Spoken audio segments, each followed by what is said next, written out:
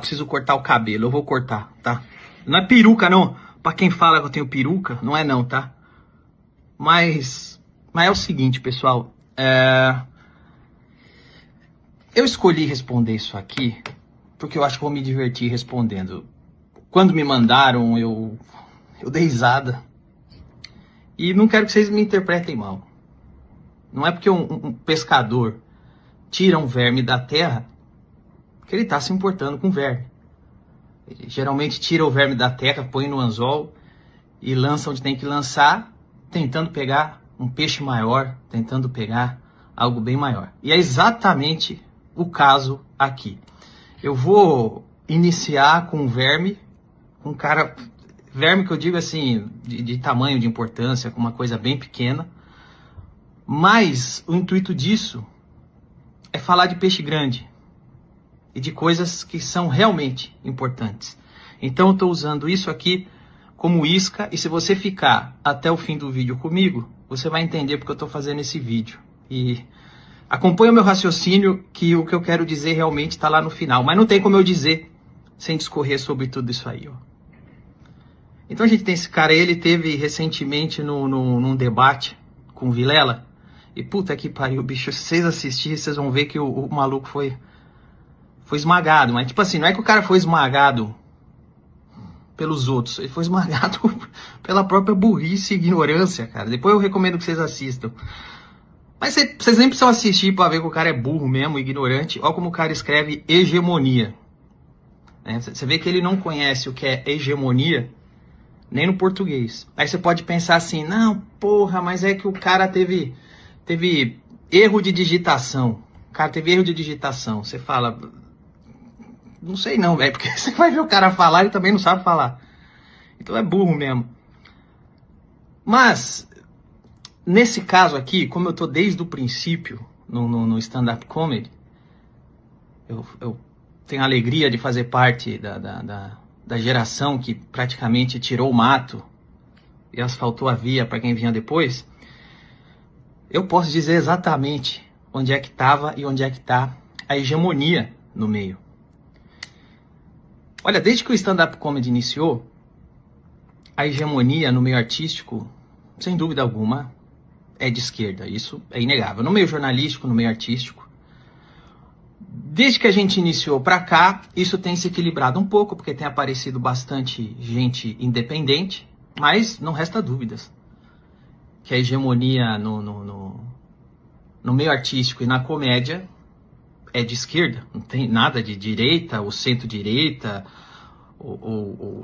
Na verdade, a grande subversão que o stand-up trouxe para a cena artística brasileira foi a ousadia não de ser de direita, não de ser de esquerda, mas eu acho que a comunidade do stand-up comedy brasileira trouxe a grande ousadia para a cena artística do Brasil de ter a ambição de criar um ambiente livre, 100% livre.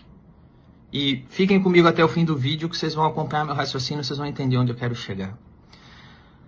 Quando o stand-up comedy iniciou, a classe artística brasileira começou a fazer manifestos para que o stand-up comedy não fosse para o teatro.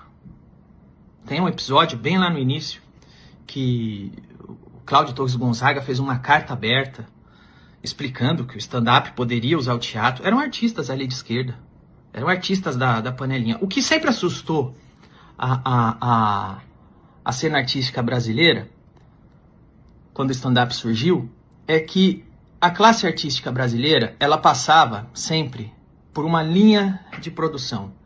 Então o ator tinha que passar pelos cursos de ator. Esses cursos de ator, pelo amor de Deus, alguém aqui me desminta, eram tomados por pensamentos esquerdistas, sempre foi. Então você chegava no fim da linha de produção já aprovado, caso o seu pensamento político fosse aprovado também, tá bom? Isso é ECA na USP, 90% das faculdades federais e os cursos de artes são tomados por militância esquerdista e forma atores esquerdistas. Quem não é, geralmente é exceção. Quando o stand-up comedy surge, ele não surge como uma força de direita, ele surge como uma força independente que não passa por crivo nenhum, de nenhum lado político. Então, o meu caso, por exemplo, eu não sou ator. Não sou nada disso. Eu só sou um cara comum que saiu da minha casa, escreveu o seu texto, subiu no palco. As pessoas gostaram das coisas que eu escrevi, das piadas que eu contava, riam.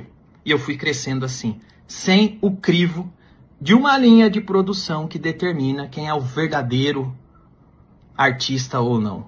Então acho que o stand-up comedy sempre assustou desde o princípio a hegemonia da classe artística brasileira, porque foi um meio que se criou que não passava por nenhuma linha de produção ou aprovação de sindicato dos atores, do professor. Pensamento, eu, um cara extremamente comum, que vem de um lugar pobre, que tem uma realidade, crio piadas, as pessoas se identificam, gostam de mim, e eu vou crescendo sem precisar que o sindicato dos atores ou o partido esquerdista que endossa bons atores do grande teatro brasileiro desse o aval para mim. E eu acho que é por isso que o stand-up sempre sempre assustou. Então houve sim, ainda há um movimento, desde o princípio até hoje, de dizer nos jornais que o stand-up é coisa de fascista, que o stand-up é não sei o quê. O stand-up simplesmente cria pensamentos independentes, onde a gente tá pouco se fudendo para opinião de hegemonias, como por exemplo, a hegemonia esquerdista, que é da classe artística. Eu também posso dizer isso, usando o palavreado de militância, eu tenho lugar de fala. Eu já fiz filme, já escrevi livro, já fiz série, atuo na TV, frequento teatros do Brasil inteiro e todos esses lugares por onde eu passo. Todos esses lugares por onde eu passo. A hegemonia é, sem dúvida alguma, da classe artística esquerdista brasileira. Tá bom? Prova recente disso, quando o Marcos Mion aparece e defende a sua opinião, que eu creio ser a verdadeira, que ninguém deve ser preso por causa de uma piada, na mesma hora ele precisa voltar e desfalar o que falou. Sabe por quê? Porque senão ele vai ser perseguido no meio que ele trabalha, ele vai perder os patrocínios que ele tem, ele pode ficar mal visto, mal falado, entrar na mira da emissora que ele trabalha. Quando o Fábio Porchat, dessa vez ele não falou nada, ele já entendeu o Porchat entendeu onde está a hegemonia. Por isso que dessa vez ele não falou nada. Mas da outra vez que ele achava que talvez tivesse uma brecha para ele manifestar sua verdadeira opinião, o Fábio Porchat da outra vez apareceu e defendeu o Léo Lins, na primeira vez que o Léo sofreu uma investigação do Ministério Público. Poucos minutos depois, o Porchat apareceu se desfalando, retirando o apoio ao Léo Lins. Sabe por quê? Senão ele ia perder patrocínio.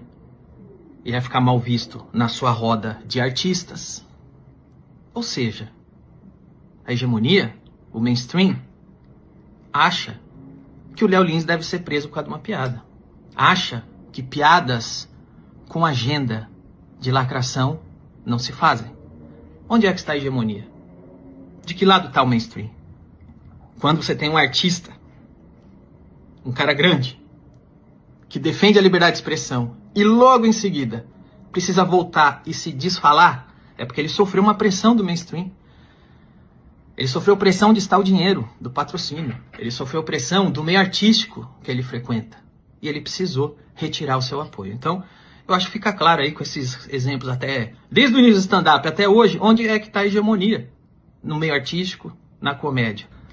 Então, quando você tem um cara que tentou ser comediante, fracassou, e depois começou a atacar quem a hegemonia artística odeia, começou a repetir o discurso da hegemonia artística brasileira, esse é o cara que está querendo entrar na hegemonia, não o cara que está lutando contra a hegemonia. Porque é claro que se um comediante aparece em público para defender a prisão ou a punição de um colega de comédia, é porque esse cara viu que vai ter vantagem se fizer isso. É porque esse cara entendeu aonde está a hegemonia